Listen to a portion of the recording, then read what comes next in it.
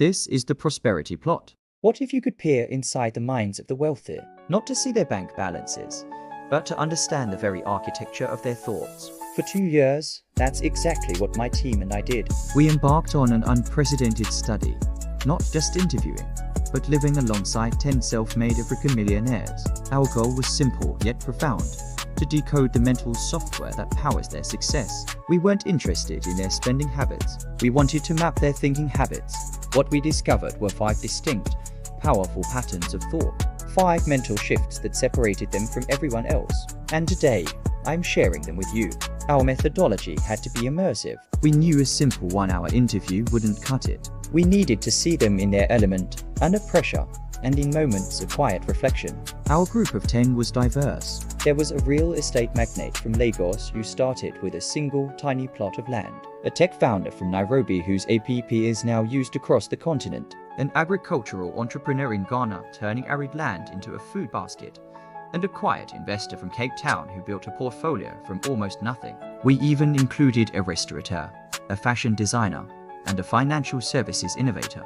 These weren't trust fund kids. They were architects of their own fortune. My team and I didn't just conduct interviews. We were there for board meetings, for family dinners, for the tense negotiations, and the quiet moments of reflection. We wanted to see not just what they did, but how they thought when the pressure was on.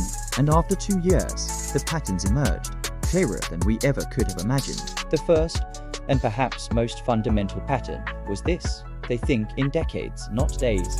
While most people are consumed by the urgencies of the week, the next paycheck, and the weekend plans, these individuals operate on a completely different timeline. Their primary focus isn't on what they can get, but on what they can build. I remember sitting with the real estate magnate. He pointed to a sprawling, thriving commercial complex. He said, "People see this now and think it was a quick flip. They don't know that for the first 7 years, this land was just a liability on my books. I bought it when no one wanted it, held it through 2 market downturns, and fought 3 different proposals to sell it for a small profit." My vision wasn't for next year, it was for my children's children. This isn't just patience, it's a strategic orientation toward the future. It's the psychological shift from being a consumer of time to an investor in it. They plant trees whose shade they know they may never sit in, because they are building a forest, not just a garden. This leads directly to the second pattern. They prioritize assets, not status. The world screams at us to look successful. The fancy car, the designer clothes, the extravagant vacations. But for these millionaires, that's just noise. They're playing a different game. They're not buying things to impress people they don't know. They're buying things that buy them freedom. An asset in their mind is anything that generates income or appreciates in value without their direct, hourly involvement. It could be a piece of real estate, a stock portfolio, a share in a business, or even intellectual property. The tech founder in Nairobi drove a 10-year-old car, but she owned the office building her company leased. She told me, "Every dollar I spend on a liability, like a new car, is a soldier I am taking out of my army. A dollar I invest in an asset is a new soldier fighting for my freedom." The mental shift here is profound. It's redefining wealth not as the ability to spend, but as the number of days you could live without having to work. They see money not as a tool for consumption, but as a tool for liberation. The third pattern was initially the most jarring to witness. They fail fast, forward, and often. Our culture teaches us to fear failure, to avoid it at all costs. For them, failure isn't the opposite of success. It's a critical part of the process. They treat failure not as a verdict on their worth, but as data. It's feedback. The agricultural entrepreneur from Ghana had a laugh that filled the room. She walked me through a section of her farm that was completely barren. "This," she said, beaming, "is my $10,000 learning plot." We tried a new irrigation technique here. It was a complete disaster. But what we learned from this disaster made our main crop 30% more productive. This patch of dirt is the most valuable land I own. They don't just tolerate failure. They systematize it. They run small experiments, knowing some will fail, but the lessons learned will fuel the larger wins. This requires detaching your ego from your outcomes. It's the psychological discipline to see a loss not as a personal defeat, but as a tuition payment for your real-world education. They collect failures like a scientist collects data points. because each one brings them closer to the truth. Spending so much time immersed in this world, it changes you. After documenting these first 3 patterns, I had to take a step back. I realized that what I was seeing wasn't just a set of business tactics. It was a complete rewiring of the human relationship with time, money, and failure. There was an emotional weight to these discoveries. I saw how their long-term vision gave them peace during market chaos, how their focus on assets gave them a quiet confidence that had nothing to do with external validation, and how their embrace of failure gave them a relentless, joyful momentum. It was inspiring, but also deeply challenging. It forced me to look at my own life, my own decisions, and ask, which game am I playing? That brought us to the 4th pattern, which is all about the people they surround themselves with. They actively seek tension, not comfort. Most people build a social circle of friends who agree with them, who make them feel good, who validate their choices. These millionaires do the opposite. They build a personal board of advisors, people who aren't afraid to challenge them, to poke holes in their logic, and to tell them the hard truths. I remember paying a consultant a ridiculous amount of money for a 1-hour call. I was so proud of this new software feature we had built. I walked him through it, expecting applause, a pat on the back.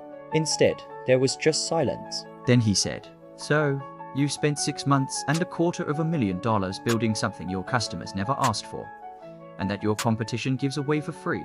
I was floored. My ego was completely shattered. I felt defensive, angry even. I wanted to argue, to tell him he didn't understand. But I forced myself to just listen. He was right. Brutally, painfully right. Hearing that was like a punch to the gut.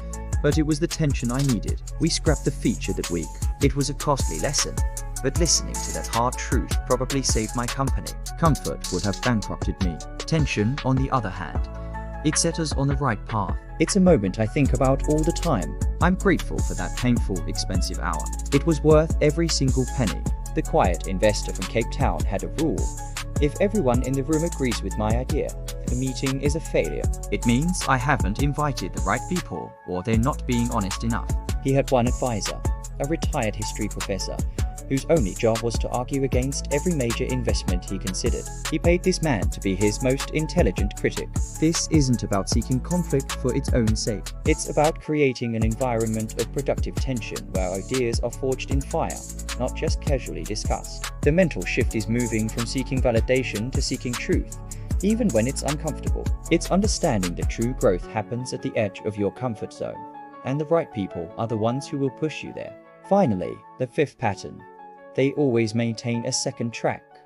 No matter how successful their primary business or career became, every single one of them had a side project, a new skill they were learning, or a small venture they were quietly incubating. It was their mental and strategic hedge. The logistics queen in Cape Town, for instance, was taking advanced courses in blockchain technology. Not because her logistics company needed it right then, but because, as she put it, the world is always changing. My main business could be disrupted tomorrow. My second track is my insurance policy.